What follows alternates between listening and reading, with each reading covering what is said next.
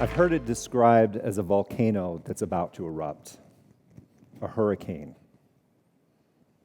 like slow dancing, barefoot on broken shards of glass, like trying to hold back the ocean with a broom.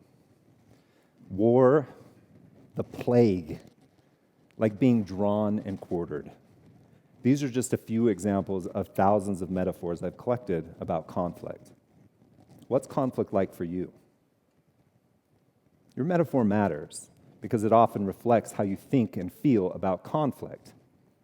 So it makes sense that if you think conflict is the plague, you'd probably want to avoid that and avoid everybody else that has it too.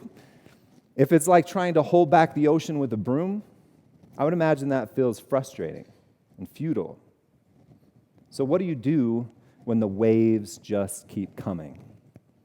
Because conflict washes ashore in all of our relationships, at home, at work, in our neighborhoods. You've probably already been given advice on how you should deal with it. Communicate. But sometimes talking about it seems to make it worse. Don't go to bed angry. So you stay awake and now you're angry and tired.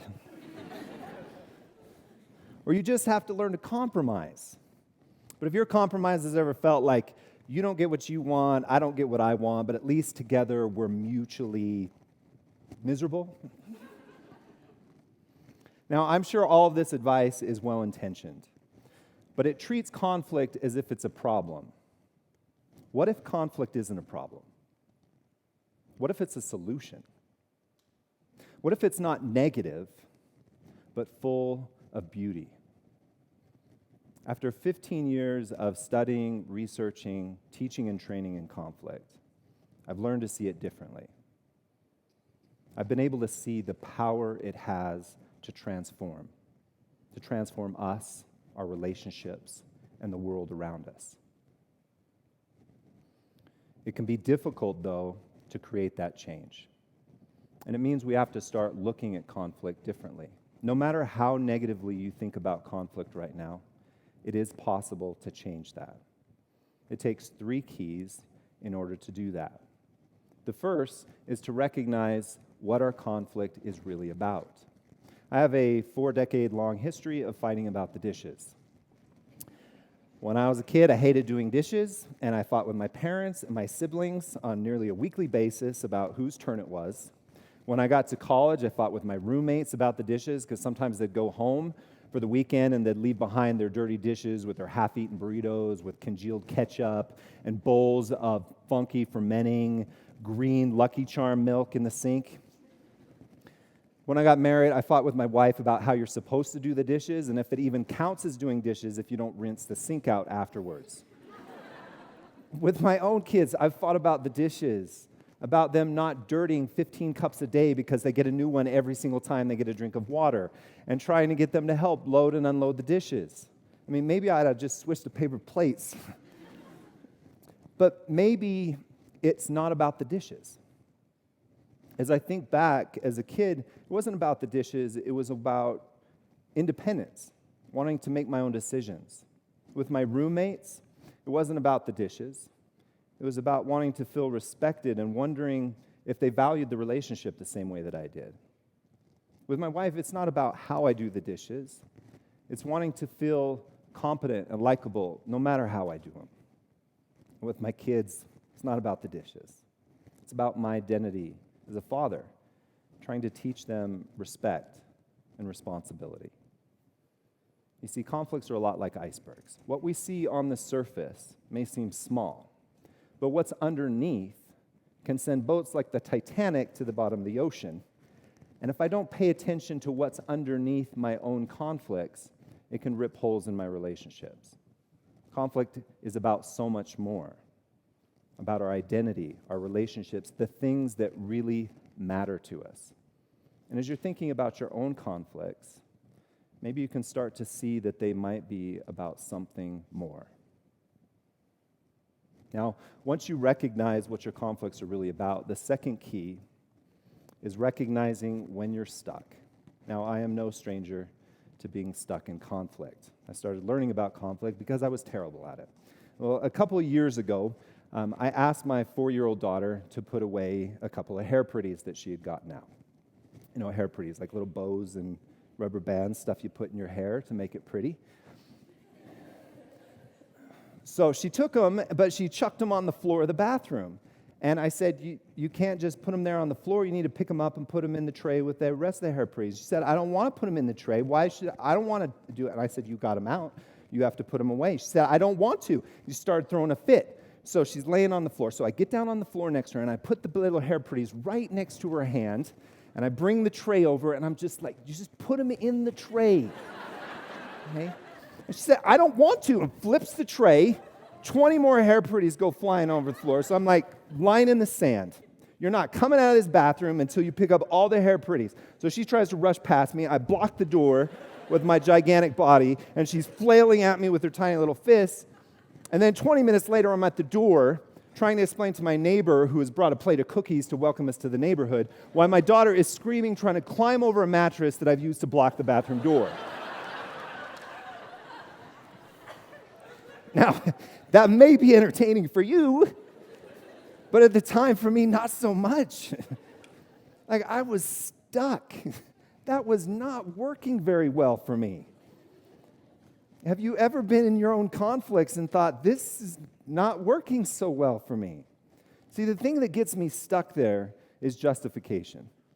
And justification is believing that I'm blameless. And it's so seductive. Because in conflict, if I'm blameless, then I don't have to do any of the work to change. I'm not the one that needs to change. Somebody else needs to change. And it keeps us stuck. As you think about your own conflicts, do you ever feel justified but stuck? You know, again, that might feel nice in the moment, but in the end, it's pretty dissatisfying. It keeps us doing the same conflicts over and over again, and nothing changes. You can get unstuck. If it's not working for you, you can find a different way. The third key in unlocking the beautiful, transformative power of conflict is to start learning to speak responsibly. To have those kind of conversations where we can create change in ourselves, in our relationships, in the world around us, it requires vulnerability, ownership, communication, acceptance, boundaries. It's hard work, though. It can be as hard as trying to learn a new language. I've created the acronym VOCAB to help you in those moments to think about how you can be responsible in your conflict, how you can create the change that you want. And it starts with vulnerability. Vulnerability is my willingness to let myself be seen, to share who I really am, how I really feel, even my mistakes, to share the needs that I have that are below the surface. Now, when I'm vulnerable, I take off my armor of justification and defensiveness. I put down my weapons of blame and accusation. And that can be terrifying. But it's beautiful because it disarms our conflicts and it creates the potential for us to connect instead of to fight. The O in vocab is for ownership. And ownership is taking accountability for my own needs, emotions, and choices. Have you ever wondered in a conflict, like, how did I get here? Maybe you're in the proverbial doghouse and you're sleeping on the couch. Or maybe your conflicts have escalated into the ridiculous and you have a mattress blocking the door of your bathroom. The beauty of ownership is when I look at my choices and my emotions in my conflicts, it starts to help me map the contributions that I make.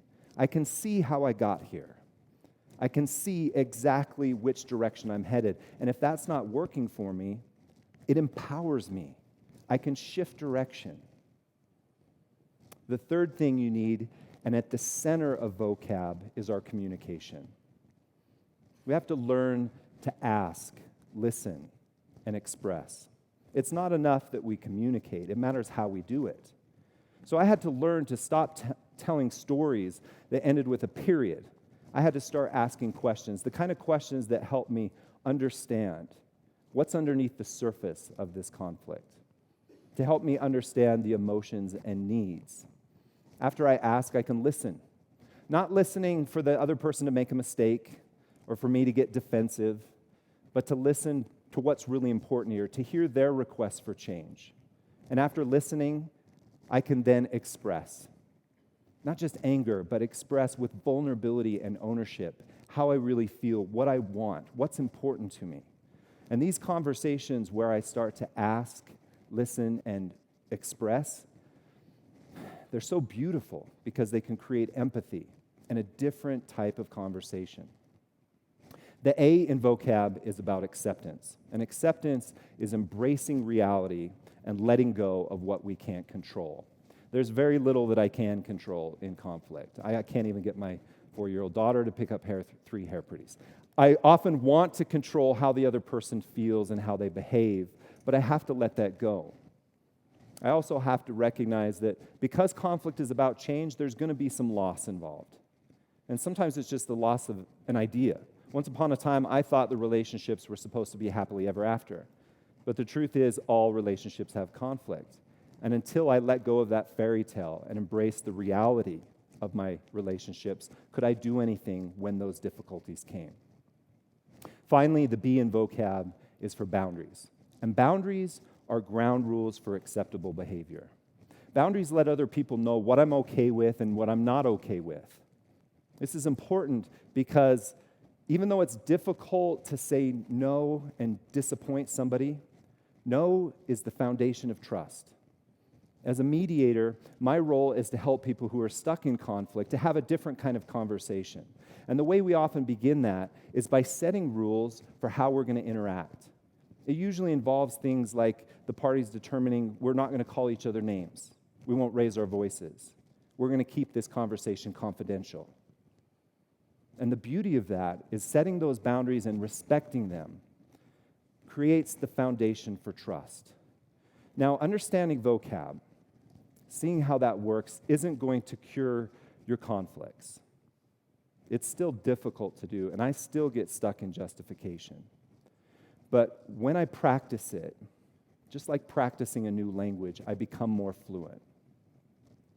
And it's important because that is what creates the changes that I want in myself, in my relationships, and in the world around me. When my oldest daughter turned 6 and started the first grade, there started to be a lot of interactions with her sisters that ended with tears and yelling. She started to be kind of harsh. I mean, she'd always liked to be in charge, but she was kind of bossing her sisters around a lot. So I tried to put a stop to it. I lectured her on kindness, and nothing changed. I yelled at her. Nothing changed. I gave consequences and punishments, and it continued for weeks on nearly a daily basis. And I felt stuck. I didn't know what to do, and it was frustrating.